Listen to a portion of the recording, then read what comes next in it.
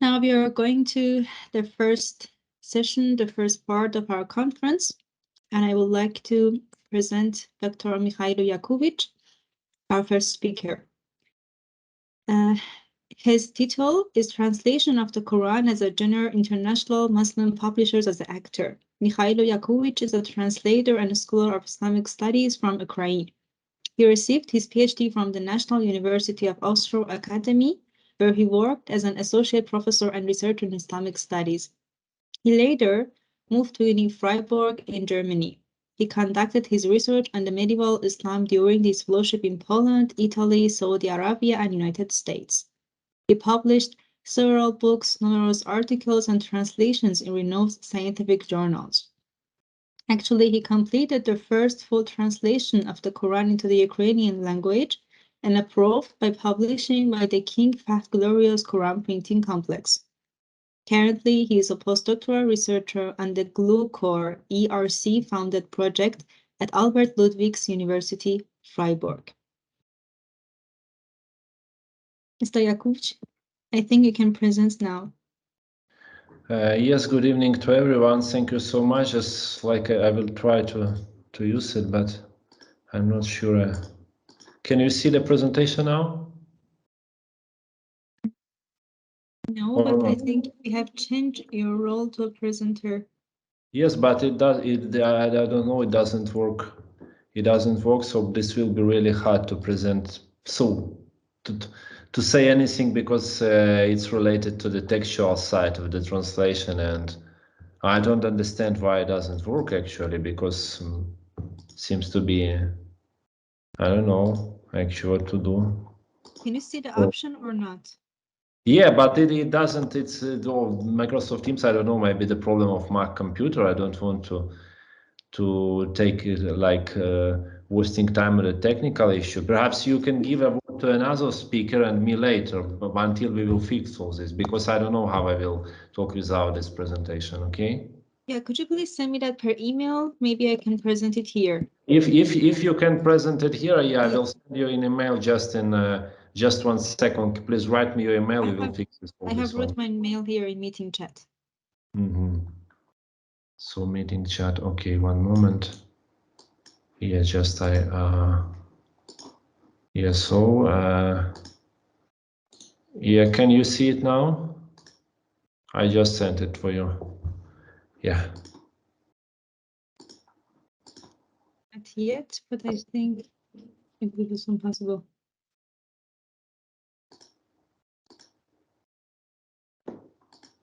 You can send it here in chat to me because I didn't have become an email.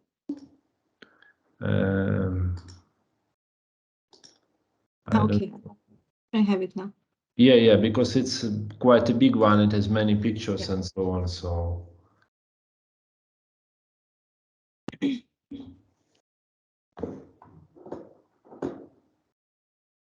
going to share my screen. So if you can open it. Yeah, it's done.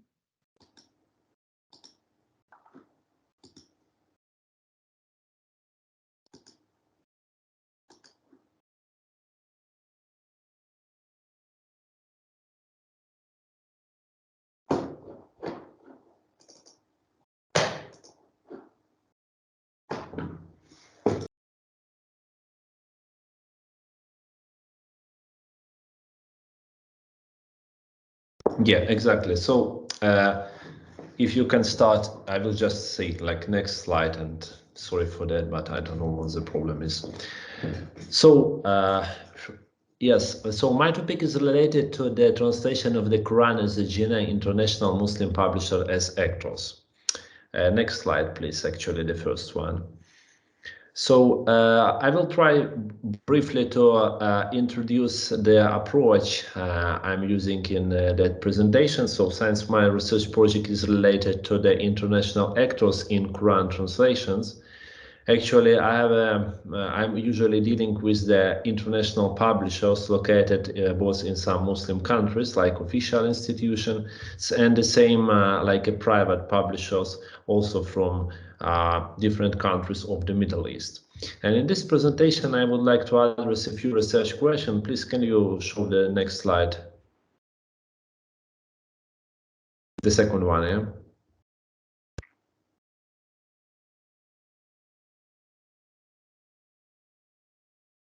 So it doesn't move? It's now the third one. Academy, we can see just the first one. We don't saw the second one and the third one. I have checked it, but for me, it's just the third one. Okay, we'll do it again.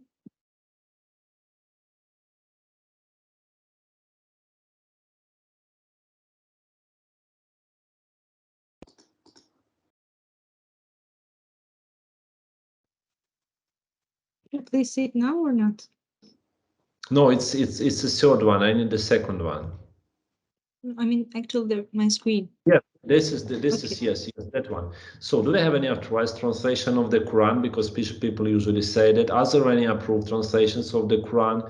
And you see other research questions I would like to address. So when talking about the institutions in the Muslim world who publish the translation of the Quran, first of all, the first idea is coming to the mind is about Al-Azhar-University. So please, the next slide. This is about Al-Azhar-University, where all those discussions started in 20s and 30s, and finally were solved in 60s as a translation of the Quran, as translation of the meanings only, Tarjamatul Ma'ani. So next slide, please. Also, at the same time, those discussions were located in Turkey, mostly in the religious institution, and we have a Turkish Directorate of Religious Affairs also working on this stuff. Next slide, please. And also we have Center for Quran Translations in Qum, Iran, founded in 1994. And the next slide. And this is about King Fahd Quran printing complex in Medina, Kingdom of Saudi Arabia, one of the biggest printing presses. And of course, we have other publishers like Ahmadiyya publishers, like private publishers. Please, the next slide. Like one of the private publishers is related to the Wahiduddin Khan, one of the Indian scholars who died just 2 years ago, and his publisher Good Word, oriented toward Islamic missionary activity, meaning dawah all over the world. They published around 30 translations of the Quran into different languages. Next slide, please. So when we are talking about some translation published by official Muslim institution, does it mean the translation in some way accepted or not? For example, here you see the translation of Tafsir al-Muntahab fi Tafsir al-Quran al-Karim, prepared by a team of scholars from Al-Azhar-University in Egypt and published with many translations. That is one of the standard Russian translation. There is also English translation, French, German, Spanish, Indonesian, and we have a letter from Al-Azhar from the left side. Please, next slide. Yeah, in this letter, we see that actually the permission is given about the Tiba an-Nas al-Quran al-Tafsir. So this is like a permission given by the university and research team to print the very Arabic text of the Quran. So even if there is a widespread opinion that there are some translations approved by Al-Azhar, usually we see that the sign of approval is the approval for the Arabic text, which obviously has nothing to do with the translation itself. So next slide, please.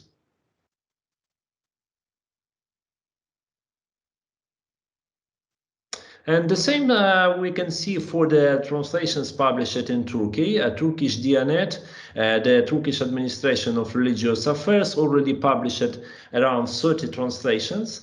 And they also have some letter attached to every translation. And the next slide, please. So also we see that it's written in Arabic that to be هذه المصحف الشريف, that this Mus'haf al-Sharif, the Arabic text of the Quran, is printed this and that, approved for publishing by special committee of Tadqiq wa Tasheeh, the correcting committee. So it says just that there is an Arabic text approved for publishing, but not the translation at all. And the next.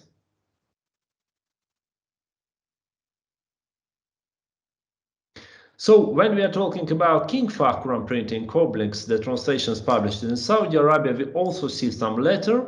It's not a kind of attachment, but it's a standard introduction from the Minister of Religious Affairs, and it's usually given on the very beginning of the book. But what does it say about translation? Please, the next slide.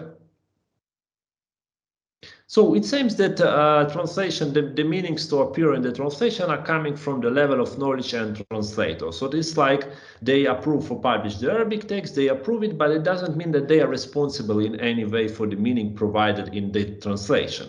So this is the same concept of translation of the meanings you said before, that there is the only interpretation, and this interpretation is completely insufficient in providing everything said in the Quran, and they are not taking any responsibility for that. Here are parting it on the translator or translator if this is him himself. And the next slide, please.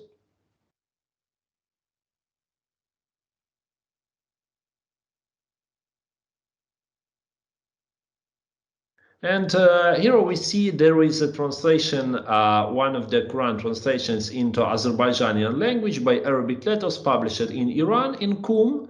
And it also has a kind of a preface. Please, next slide.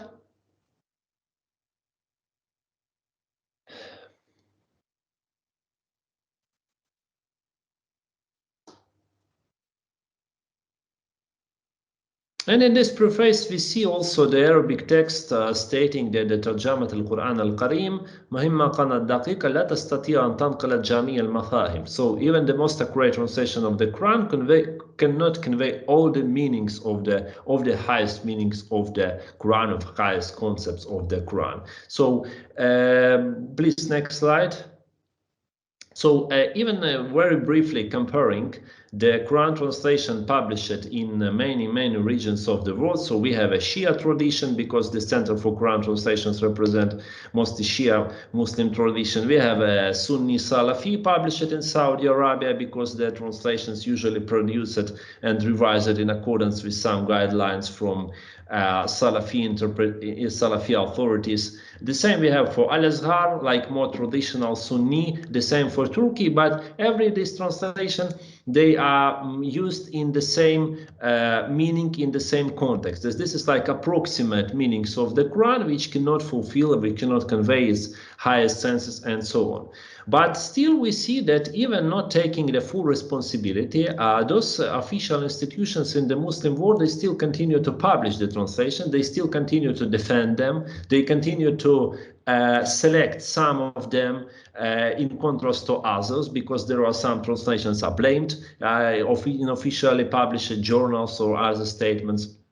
There are some translations which are prepared specially for those institutions. For example, in Qum, in Iran, or in Medina, in Saudi Arabia, they have many translations published like a purpose-prepared translation. So it doesn't mean that they just use the translation published before. Like, for example, in the Muslim world, there are many editions of Abdullah Yusuf Ali translation of the Quran into English, but they prepare those translations. So that, like a translator working with them, signing a special contract, they're organizing a special revising committee, and then producing translation in a way they want to see it as a suitable for the goals of translation, to be part of Islamic missionary activity, if this is about Western languages, or it could be a kind of a Muslim language. I mean, in a majority Muslim population like Turkish, Persian, or whatever. So still they insist on the some approval of meaning. And in my presentation, I would like, as an example, because our conference is related to the Surah Al-Hadid, very briefly address a few topics. How do one of the international actors, this time King Fahd Quran Printing Complex, how do they revise the translation? And I'm selected one of the most controversial translations into English. This is Hilali Khan translation translation made in 70s of the previous century in Saudi Arabia, and firstly published in 1978 in Hilali Publications, Ankara, but this was actually second of print. The first one in a very limited number of copies appeared from the United States, but they are equal generally. And the second is published of 1997 in King Fahd Printing Complex. So we have the same translation, but we have the original variant and we have the revised variant. And this revised variant became even more widespread in the whole world, because if you will try to find the very original text of the translation, this will be really hard. Just in maybe in some libraries, and it was not an easy task even for me to have this copy. And we see also that in 90s, one of the translators who was still alive, Muhammad Muhsin Khan, he said that he's not allowing to distribute the previous copies he published. So it is like he approved a new edition, and this new edition will be distributed. So sometimes, like we see, there is only one text, but if this text published by some international institution like King Fahd-Komplexes or Center for Quran Translation in Qum and so on, so we see how they change the meaning according to some ideological or theological or even maybe political or language standards. So please, next slide, and I will compare some of those early editions just to make some conclusions on this case, how do it works with international publishing institutions. So we see Surah Al-Hadid.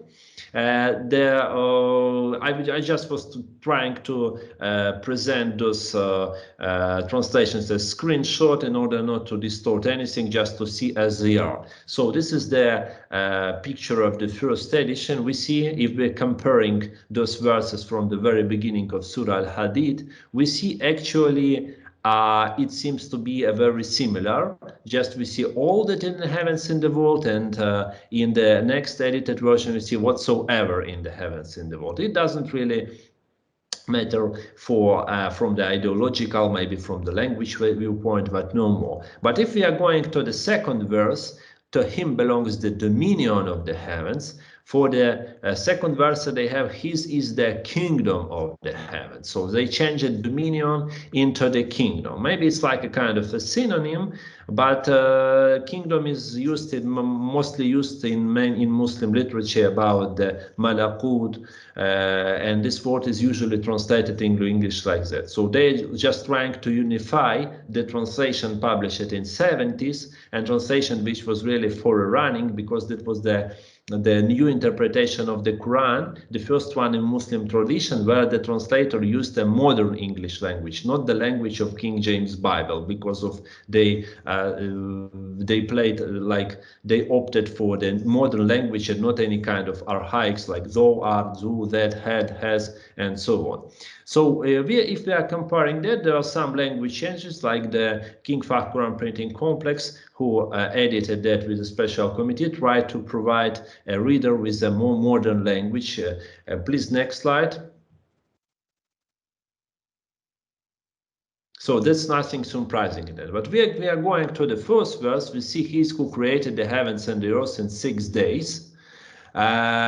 And then rose over Istava, the throne, in a manner that suits his majesty. So if we are comparing the beginning of that verse from the earliest version and from the later one, we see a total change of the meanings here. There will be a presentation on the conference, looking forward on this verse, but perhaps like some introductory remarks, there's not only issue of Ar-Rahman al-Arsh istawa, the one who rules over the throne, but there's also, you see, the first version says he created the heavens and the earth in 6 days periods. So this is a kind of special interpretation according to the modern science, later called as Bukhailism, like on the name of Maurice Bucaille, who wrote a book about Bible, Quran, and the science.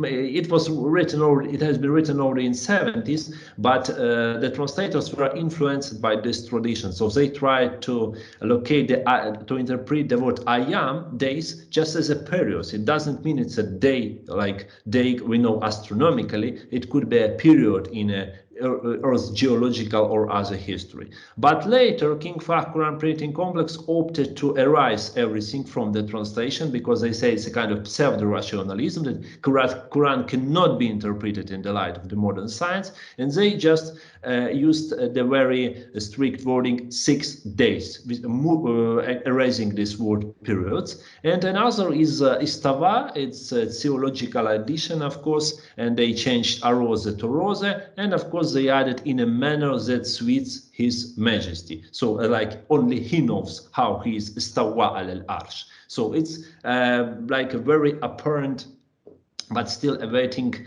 theological intervention into the text, which was translated in some way in a modern Sunni reading, but they changed it to the Sunni Salafi reading this time, and now the text became completely consistent with modern Salafi Wahhabi theology in contrast to the earliest ones. So please, the next one. The next one we see also believe in Allah and His apostle, and this is the earliest version, and the next version believe in Allah and His messenger. So we see the word apostle changed to the word messenger, Rasul. And this is also a standard procedure because also the word apostle has been used by Abdullah Yusuf Ali, and later when International Institute of Islamic Thought and Amana publications prepared a new version, they changed it to the messenger because the word apostle was denoted as a kind of a Christian Christian vocabulary, Christian lexicon. And they opted for another word like a messenger to be used in the most of the Muslim texts. And now this word apostle was like something very dated by King Fahd Quran printing complex, selected it just also for not to be in the same line as Bible translations. Yes, and that's to see that Muhammad is a messenger because this word is much better for understanding of what the Rasul really means. And you see also a kind of addition, sallallahu alaihi wasallam, but this is just a change of the format in the Arabic. And the next slide, please. So we see here a very interesting change. If in the ninth verse, either the first version, it was it is he who sends down manifest signs to his slave. So we see it is he who sends down manifest ayat, and they have a full range of commentary, proofs, evidences, verses, lessons, science, relations. So it is like the word science was not enough for the revising committee, so they opted for the Arabic word. And this is a trend which appears in many Muslim translations. Like they try to select and to preserve the very original vocabulary, transliterating it rather than translating. This is about the word salat, for example, the word zakat, the word hajj. They are not translating it. They remind us as a core Islamic vocabulary. So in this time, but in this context, we see that they also have some interpretation, and that's also what I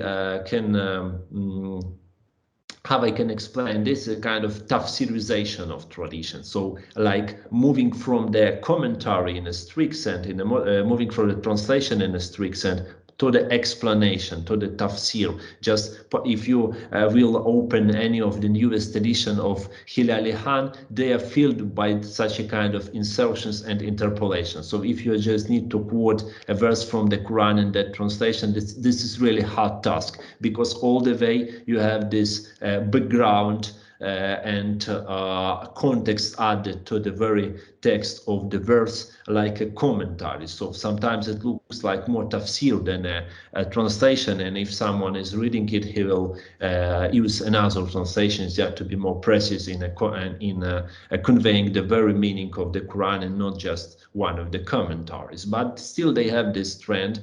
Please, next one. And here we also see that there is a very, very big kind of addition to that. It is not the time has come for the hearts of those who believe, to be affected by Allah's reminder, this Quran. And there is a question, why do they add this in the oneness of Allah Islamic monotheism? Because the early version provide only those who believe to be affected.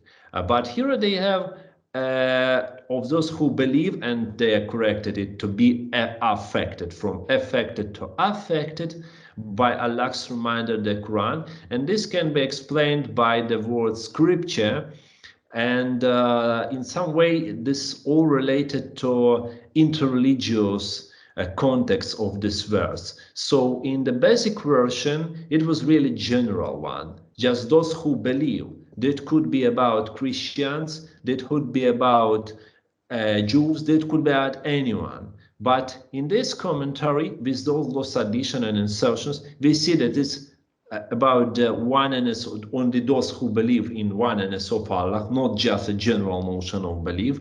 And also those scriptures are mentioned, Taurat, Injil, before Jews and Christians, and so on. So this is like someone interprets it in a completely strict Sunni Salafi way. So when there are some trends over the Quranic commentary to look for like general mankind spirituality, or talking about the relations between Islam and not only Abrahamic religions but other religions like Buddhism, Hinduism, Shinto, or other phrases, in this case we see a more historical reading that this is only about Jews and Christians, and this is about only the part of them who believed in the oneness of God. Because there was a big question, are Christians believers in some way or not, have to interpret they believe in Trinity, and all this stuff coming to the time of early Hanbali discussion, later accepted by Salafi Wahhabi tradition from Ibn Taymiyyah to Ibn al-Qayyim to like Al-Jawab al-Sahih, the answer to the Christians, Ibn Taymiyyah wrote. So if we are going to many Salafi interpretation of those verses, we see those Christians who are now in relations with Muslim, are they real Christians or not, and so on. So there are many theological discussions concerning the interreligious relations. So they interpret it in completely new way. So the conclusions which can be drawn from this verse are different from those one which may be which could be possible on the basis of the first version. So it's still the same translation, but it's completely another reading of the verse, but this time with many additions. And the next slide, please.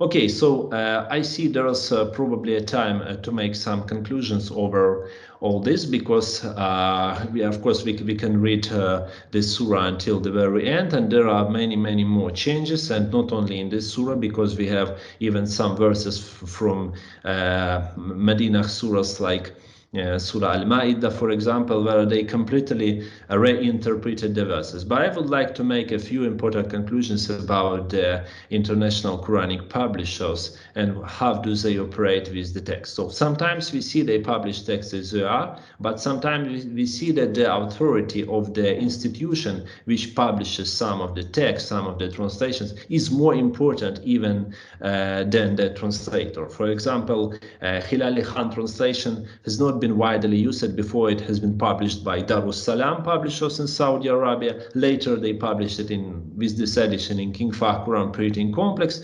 and they started to fill this translation in many mosques in the west and east. And finally, some of the controversies appeared, of course, about interpreting Surah Al-Fatiha, for example, with the Ghayr al-Maghzubi alayhim and Dalina, Jews or Christians or not, because this is the only English translation which say that there are directly Jews and Christians, and the publisher was accused in promoting religious violence, and this is why in some of the editions they omitted.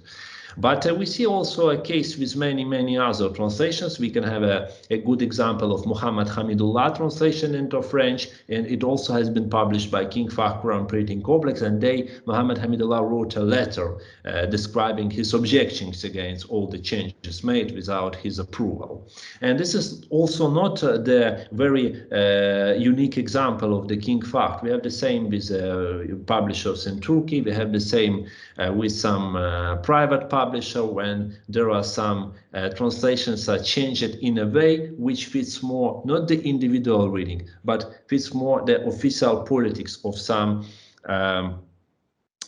some publisher. So we see that in on the one hand, there is nothing like full responsibility for the translation, because every translation is only translation of the meanings. The Quran exists only in Arabic. The people who publish translation, they repeat it every time. But on the other side, they still change something, and they say that this and that reading is a reading which is really important, which really fits the tafsir tradition or some theological school. So we see this two angles of the meaning, which really form the area of interpretation for the Quran, is really important. So sometimes, coming back to my first thesis, this is the very good case of when the publisher sometimes is more important than the translator and what is inside the translation, especially since those translations are mostly distributed free of charge. They are available for the pilgrims, they are available on the websites, and even we see many mentions of some translations published by such an institution. This is, for example, translations of by the King Fahd-Komplexes, or the tafsir by Al-Azhar, or the translation by Diyanet. Even that if this translation has appeared years before, so like in the popular mind, the people usually mention it like a sign of authority. And still the idea that the translation continues the line of the Quran interpretation, and there is someone who should approve it. Otherwise, it cannot be widely accepted, even not taking into consideration the fact that there is no like the one unique authority in Islam interpreting the Quran, but just the authority which is more spiritual, and no one is taking the responsibility to say that he or she fully understands the Quran, and only this tafsir can be used as the very right one. So this is why, even when just finishing my speech, well, even when some people ask, are there any like which translation is the best, or is it a good translation or bad translation, this is sometimes really hard to answer, because it depends on the edition, it depends on the how to evaluate it. Is it about the language, or is it about how the informative translation is with the commentaries or not? But in any case, this really everything which needs more research on every case, and only then we can see is this translation which is promoted in this and that way is really corresponds to some standards or meanings or hermeneutical approaches or not. So just as a final word, we see that in some way translation, is it being a part of interpretation or not? Is it tafsir or not? It's another discussion, but still it continues all those hermeneutical discussions which were active in the Muslim world recently and in the very beginning, like the medieval ages. So looking into translation sometimes really very informative things, and even if they have just a very limited meaning in relation to the original text or big tafsirs used by the people in Islamic learning tradition. Thank you so much. I hope to answer any of your questions. Sorry for some technical issues appeared. Thank you.